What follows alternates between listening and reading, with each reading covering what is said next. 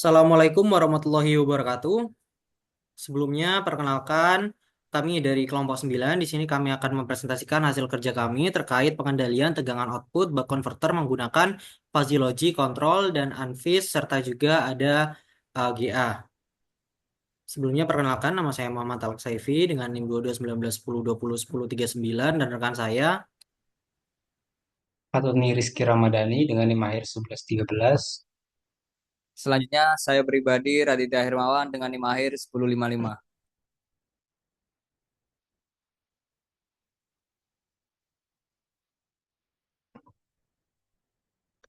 Nah, pertama kita akan membahas mengenai plan yang akan kita rancang, yaitu menggunakan buck converter. Nah, jadi buck converter merupakan sebuah rangkaian elektronika daya yang digunakan untuk menurunkan tegangan output yang lebih rendah dibanding dengan tegangan inputnya dengan memanfaatkan komponen MOSFET untuk mengatur siklus switching dari buck converter. Lanjut. Nah, ini merupakan sebuah diagram sistem buck converter menggunakan fuzzy logic control.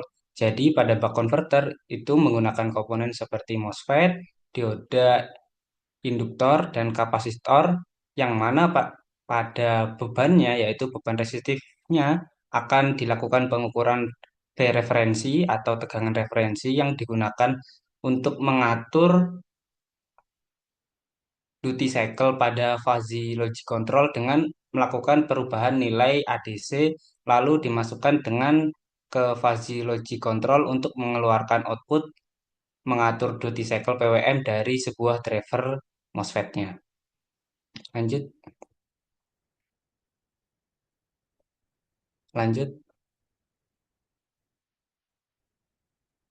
Nah, pada sistem fuzzy logic control itu terdapat beberapa sistem kerjanya, yaitu ketika sebuah input yang mana kita menggunakan V referensi, di mana V referensi dilakukan pengukuran pada sumber beban buck converter, yang mana akan diolah menjadi ADC, lalu dilakukan falsification dan inferent mechanism dan rule base untuk menentukan hasil dari defalsification-nya berupa duty cycle output yang akan diatur pada plan-nya yang merupakan sebuah buck converter. Lanjut. Nah, ada sebuah aturan yang digunakan dalam fuzzy logic control yaitu ada 9 aturan utama yang akan menghubungkan error, delta, error, dan duty cycle. Jadi, semisalkan jika error negatif, maka Vout akan turun dan delta error negatif, maka Vout akan mengalami penurunan. Dan ketika duty cycle harus high, maka Vout akan berpengaruh terjadi peningkatan tegangan. Lanjut. Nah, ini merupakan hasil visualisasi dari program yang telah kita buat dengan menggunakan bahasa Python. Jadi pada bahasa Python-nya kita harus melakukan inisialisasi input terlebih dahulu, yaitu menggunakan komponen dari buck converter berupa induktor, kapasitor, resistor, dan nilai V input yang akan diturunkan menjadi V output yang lebih rendah.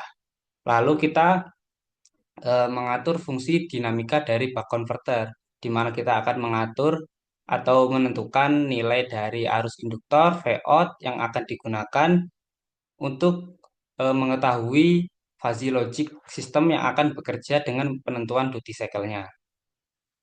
Nah, bisa dilihat pada hasil buck converter dengan menggunakan fuzzy logic control eh, pada T0 atau pada waktu 0 second itu masih terjadi osilasi sehingga tegangan akan terjadi overshoot yang mana kenaikan sebesar 8 volt. Nah, setelah dari 8 volt tersebut, gelombang akan atau tegangan akan berosilasi sampai pada keadaan steady state kurang dari 0,01 second.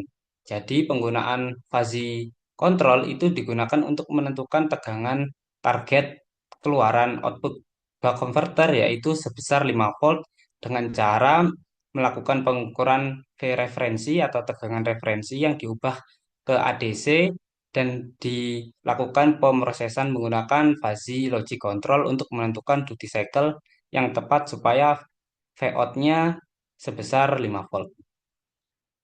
Mungkin cukup, lanjut.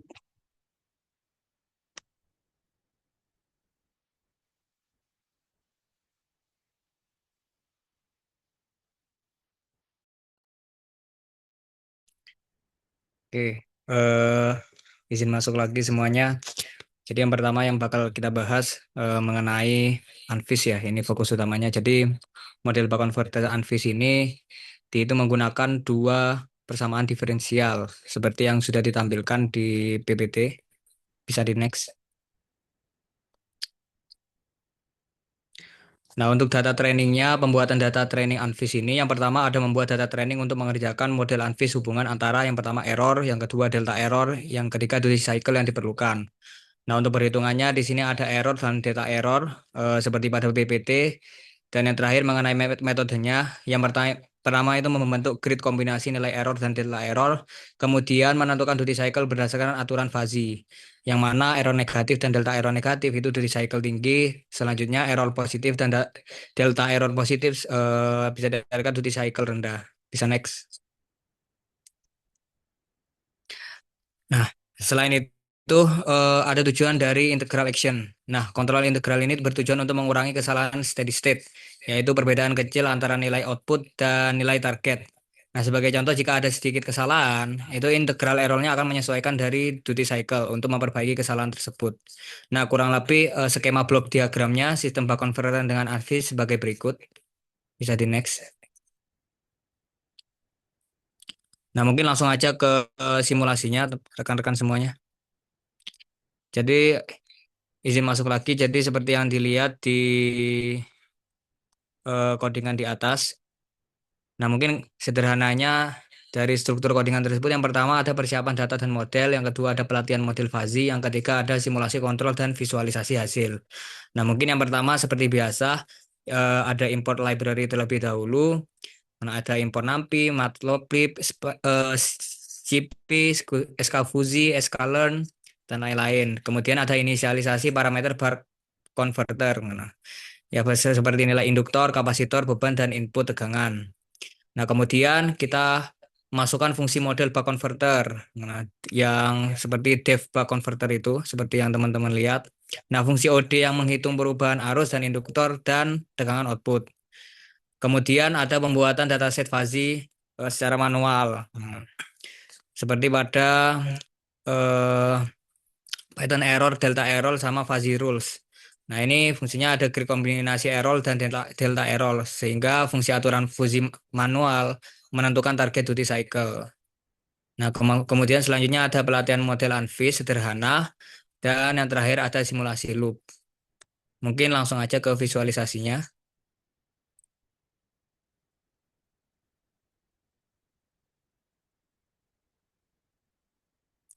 Nah, seperti yang teman-teman lihat di grafik, dari buck converter output voltage menggunakan kontrol Anvis itu didapatkan waktu yang cukup cepat untuk mencapai target tegangan yang sudah kita set gitu. Jadi dapat disimpulkan dengan menggunakan Anvis control ini kita bisa mendapat Vout sesuai target dengan waktu yang sangat cepat. Ya, mungkin itu saja penjelasan dari saya. Terima kasih.